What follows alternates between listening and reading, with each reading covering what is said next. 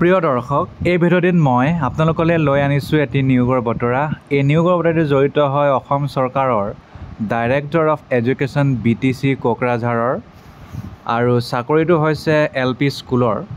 আপোনালোকে online apply কৰিব পাৰিব https://education.bodoland.gov.in, আৰু চেলেৰি লাভ কৰিব 14,000 পৰা 70,000 টকা, পে বেণ্ড 2 হ'ব। ইয়াৰ বাহিৰে যিমান যি পাব লাগে এলাৱেঞ্চ, মেডিকেল, HRA, DA এইবোৰ পাব। আৰু কিছুমান কণ্ডিশ্যন ইয়াত আছে যে A-TET, C-TET, BTC TET এইবোৰ পাছ কৰিব লাগিব।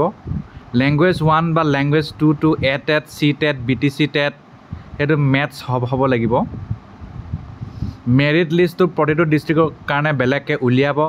কেণ্ডিডেটৰ বয়স 18 বছৰতকৈ তলত, 40তকৈ ওপৰত নহ'ব, কিন্তু 42 বছৰ ex servicemen, OBC, MOBC 43, 45 SC, ST plain hills 50 PWD সকলক দিয়া হৈছে ৰেহাই। 21 জুনৰ পৰা আৰম্ভ কৰি 3 জুলাইৰ ভিতৰত এপ্লাই কৰিব পাৰিব। অফলাইন এপ্লিকেশ্যন নহ'ব, আৰু অনলাইন এপ্লিকেশ্যন ডকুমেণ্ট যিটো আপোনালোকে দিব ডিজিলকাৰ দ্বাৰা ভেৰিফাইড হ'ব লাগিব, বা তেওঁলোকে সেইটো কৰিব। ইয়াৰ বাহিৰে আমি এতিয়া মূল কথালৈ আহোঁ।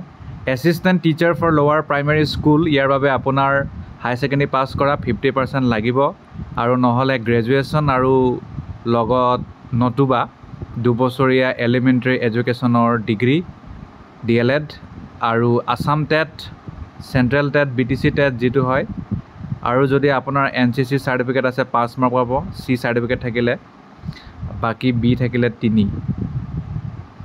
5 মাৰ্ক দিব, নহ'লে নেশ্যনেল লেভেলত গৈ যদি কিবা স্পৰ্টছ খেলিছে,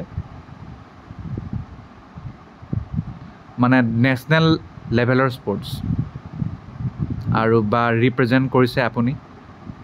5 মাৰ্ক কালচাৰেল এক্টিভিটিজত যদি আপুনি ৰিপ্ৰেজেণ্ট কৰিছে, আৰু 5 মাৰ্কছ যোগ হ'ব হায়াৰ ছেকেণ্ডেৰীৰ পৰা, 5 মাৰ্ক যোগ হ'ব DLEDৰ পৰা, 85 যোগ হ'ব টেটৰ পৰা, আৰু বাকী যিমানকেইটা আছে নন এছেঞ্চিয়েল তাৰ পৰা 5 মাৰ্ক যোগ হ'ব, total 100 mark.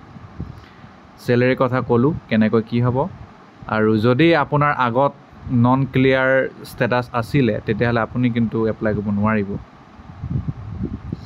Online application form এনেকুৱা হ'ব। এয়া দেখা পালে, ইয়াত আপোনালোকে এই গোটেই বস্তুটোতে যেনেকৈ যি বিচাৰে সেইবোৰ ভৰাই দিব, ছিগনেচাৰ ইত্যাদি।